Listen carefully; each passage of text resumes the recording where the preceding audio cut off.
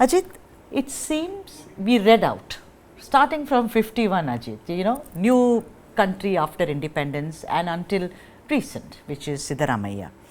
Do you think this is just the compulsion of elections in Karnataka?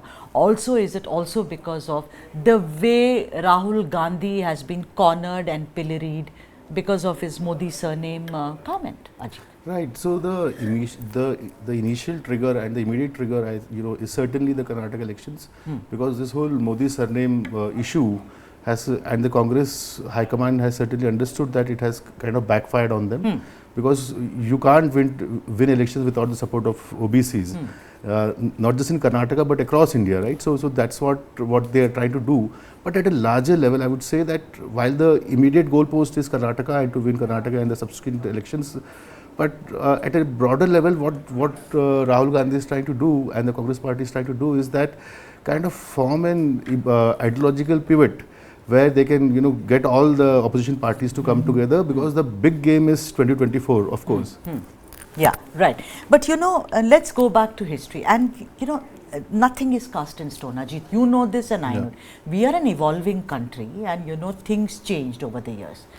But Pandit Nehru was completely opposed to reservation. I mean, I'm not going to quote him verbatim, but he said something to the effect that I would like bright youngsters to kind of be the front runners of this country rather than give them reservation and make them out to be the people that they are. So imagine, Nehru himself said it, and later even Sardar Vallabhbhai Patel was opposed to it.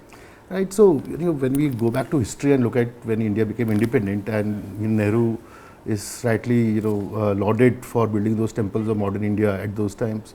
But of course when a new nation starts and takes baby steps towards glory, of course you have all those ideas of having equality, which is coming from growth of a nation.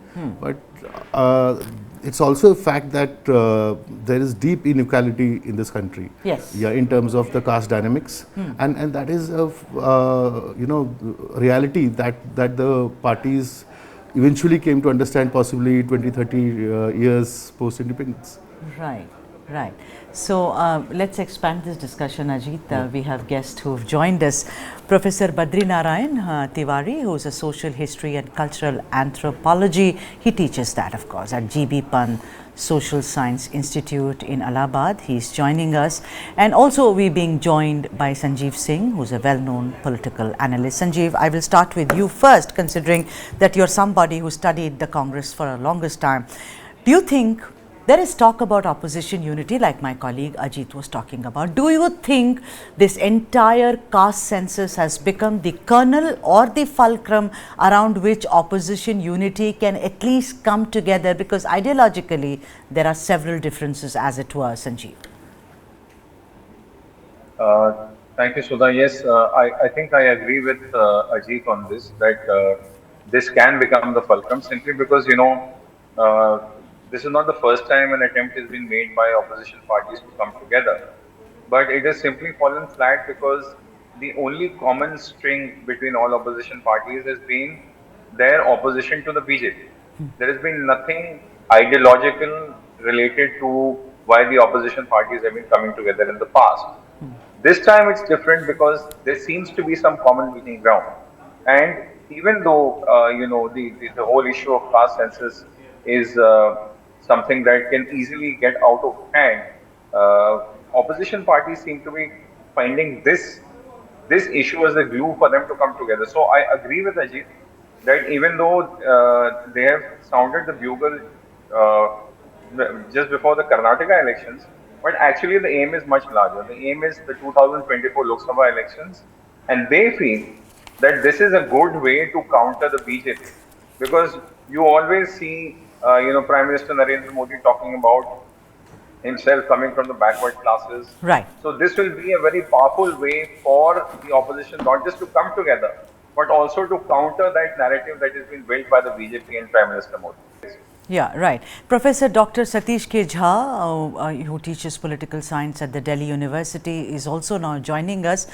Professor Jha, I want to ask you that, a lot of experts are saying this kind of wanting a census, caste census, and saying that, empower the Dalits, the backwards, and, and also, why don't you remove the 50% cap on reservation, is a direct reaction to the EWS thing which the BJP floated.